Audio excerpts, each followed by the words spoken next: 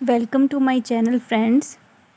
आज मैं वीडियो बनाने जा रही हूँ केमिस्ट्री के मोस्ट इम्पॉर्टेंट रिएक्शन और इफ़ेक्ट जो हर बार एग्ज़ाम में पूछे जाते हैं, कॉम्पिटिटिव एग्ज़ाम में पूछ लिए जाते हैं। सबसे पहले करेंगे हम एंटी मार्कोवनिकोव रूल, जिसे खराश इफ़ेक्ट भी बोलते हैं और परऑक्साइड इफ़ेक्ट भी कहा जाता है। ये इसके थियोरेटिकल पार्ट है और मैं इसको इजी तरीके से आपको समझाती हूँ।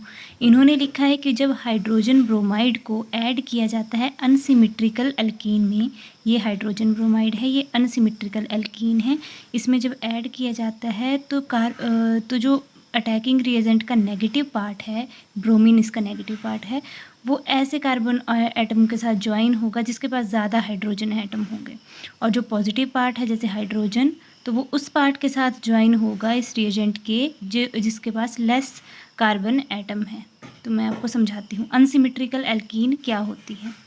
सो ऐसी एल्कीन जिसके डबल बॉन्ड के इस तरफ और इस तरफ बराबर कार्बन एटम नहीं होते हैं, एक तरफ ज़्यादा होती हैं एक तरफ कम होती हैं, उन्हें अनसिमेट्रिकल एल्कीन कहा जाता है। जैसे ये डबल बॉन्ड है, ये डबल बॉन्ड लिख दिया मैंने, CH2, C एक H दो H मतलब CH2 हो गया, CH, C एक H और साथ में CH3 भी लगा हुआ है, तो एक तरफ CH3 लगा दिया। तो किसके पास ज़्यादा कार्बन एटम है? यहाँ ज़्यादा कार्बन है और डबल बॉन्ड के इस साइड एक ही कार्बन एटम है, तो ये होगी अनसिमेट्रिकल, जिसमें कोई सिमेट्री नहीं बन रही है, और ये एल्कीन है क्योंकि बीच में डबल बॉन्ड लगा है।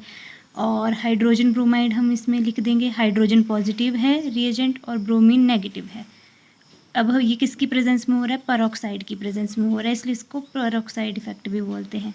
सो H2O2 को परऑक्साइड कहते हैं। तो ये क्या बोल रहा है, जो नेगेटिव पार्ट है रिएजेंट का, वो कार्बन एटम के साथ ज्वाइन होगा जिसके पास ज़्यादा वो है हाइड्रोजन एटम है।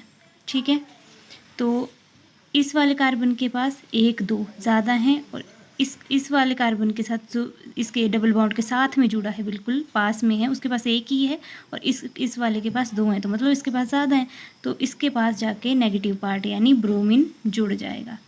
तो इसका आएगा CH3 dash CH2 dash CH2Br।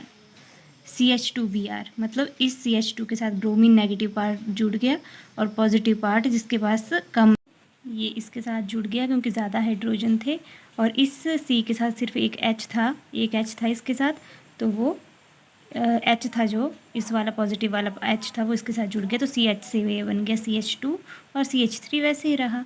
सो ये था एंटी मार्कोवनिकोव रूल, खराश इफेक्ट और परऑक्साइड इफेक्ट। इन चीज़ों को अगर आप रटोगे तो आप भूल जाते हो, लेकिन आप इस तरीके से समझोगे तो आपको ये याद रहता है। नेक्स्ट है हमारा बोरोडीन हंस-डिकर रिएक्शन। सो इसमें क्या होगा, जो सिल्वर सॉल्ट होता है कार्बोक्सिलिक एसिड, वो डिज़ोल्व हो जाएगा CCl4, C मतलब कार्बन, Cl4 मतलब 4 क्लोरीन के एटम है, तो टेट्राक्लोराइड। सो कार्बन टेट्राक्लोराइड के साथ डिज़ोल्व होगा और डिकम्पोज किया जाएगा ब्रोमीन के द्वारा और बना देगा ब्रोमो एल्केन। इस रिएक्शन को कहते हैं बोरोडीन हंस-डिकर रिएक्शन। सो CH3COO और Ag मतलब सिल्वर का सॉल्ट, और वो भी कैसा, कार्बोक्सिलिक एसिड वाला, तो silver salt of carboxylic acid, और साथ में क्या होगा, ब्रोमीन क्योंकि उसमें उसको डिकम्पोज करना है, और ऐड किया जाएगा इसको CCl4 कार्बन टेट्राक्लोराइड में, तो ये क्या बनाएगा, ब्रोमो एल्केन।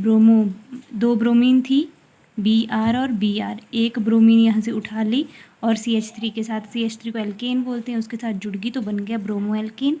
फिर क्या बचा यहाँ, ये बचा, तो CO2 निकल गया, और एक Br यहाँ बचा था और एक Ag ये बचा था सिल्वर का, तो AgBr। सो ऐसे ये रिएक्शन कंप्लीट होता है। नेक्स्ट वीडियो के लिए जुड़े रहिए ऑफिशियल सानिक के साथ।